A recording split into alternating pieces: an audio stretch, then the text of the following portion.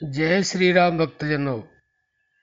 प्यारे भक्तों, मन को बस में करने का बहुत ही आसान उपाय है। अगर मन को बस में कर लिया तो आप सारी दुनिया को जीत सकते हैं। भक्तों, हमारे शरीर में मन ही ऐसी चीज है जो हमें मोक्ष भी दिलाता है और हमें नरक में भी ले जाता है। संत केवल मन को साधने की ही साधना करते हैं और संतों ने यहाँ तक भी कहा कि जिसने मन जीता उसने जग जीता। यानी कि जिसने मन को जीत लिया उसने सारे संसार को जीत लिया। और कुछ संत तो ये भी कहते हैं कि मन के हारे हार है, मन के जीते जीत, और कह कबीर गुरु पाइए मन ही के प्रति। सब कुछ मन के ही अंदर है। कुछ लोग कहते हैं कि भाई मन को मार दो। भक्तों, ये उल्टी बात है। मन को मारा नहीं जा सकता। मन को आप डाइवर्ट कर सकते हो। इधर माया में लगा हुआ है, मायापति में लगा दो। समझ लो आपने अपने मन को जीत लिया। क्योंकि संतों ने ये भी लिख दिया कि माया मरी न मन मरा, मर मर गया शरीर, और आशा तृष्णा ना मिटी, कह गए दास कबीर। मन को मारा नहीं जा सकता है, मन को डाइवर्ट किया जा सकता है।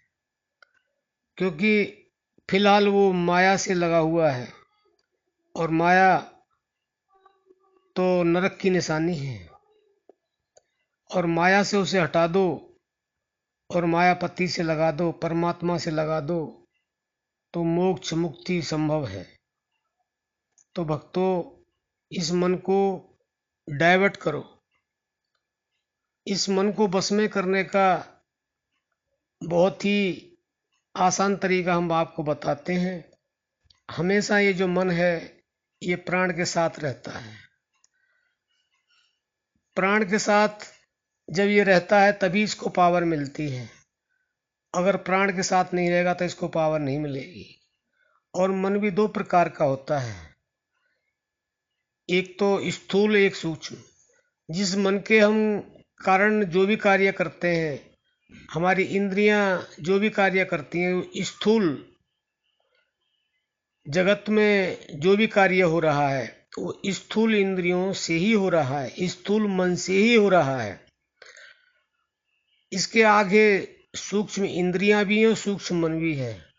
जब हम इसको डाइवर्ट कर देते हैं मन को, तो हमारी जो सूक्ष्म इंद्रियां हैं वो सूक्ष्म मन के साथ कार्य करना शुरू कर देती हैं। और जब सूक्ष्म मन के साथ सूक्ष्म इंद्रियां कार्य करती हैं तो शुभ ही शुभ कार्य होता है, अशुभ कुछ होता ही नहीं है। तो प्यारे भक्तों, आप इसको आप डाइवर्ट कैसे करोगे, इसको बस में कैसे करोगे, आप ये ध्यान से सुन लें और समझ लें और करने का अभ्यास करें।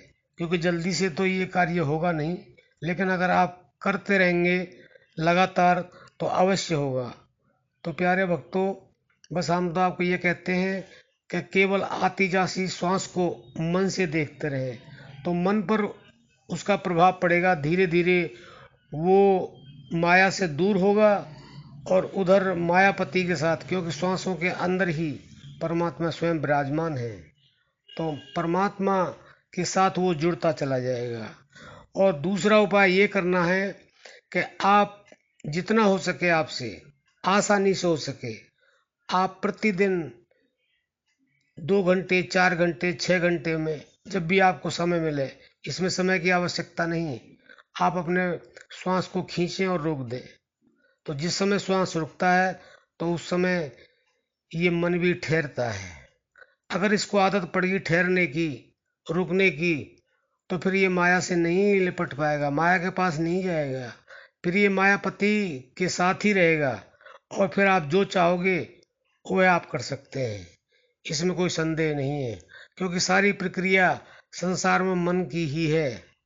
तो हम आशा करते हैं आप समझ गए होंगे। यह उपाय मन को वश में करने का जरूर करेंगे, लेकिन इतना जल्दी नहीं होगा। लेकिन अभ्यास करते रहेंगे और विश्वास के साथ करेंगे तो यह कार्य अवश्य होगा। फिर आपका कोई काम कभी बिगड़ेगा नहीं, गरीबी आएगी नहीं, अपमान आपका होगा नहीं, मान सम्मान होगा, जो आप चाहेंगे वह होगा, क्योंकि मन के पास हर चीज का भंडार है। तो प्यारे भक्तों, अब हम अपनी वाणी को विश्राम देते हैं। जय श्री राम।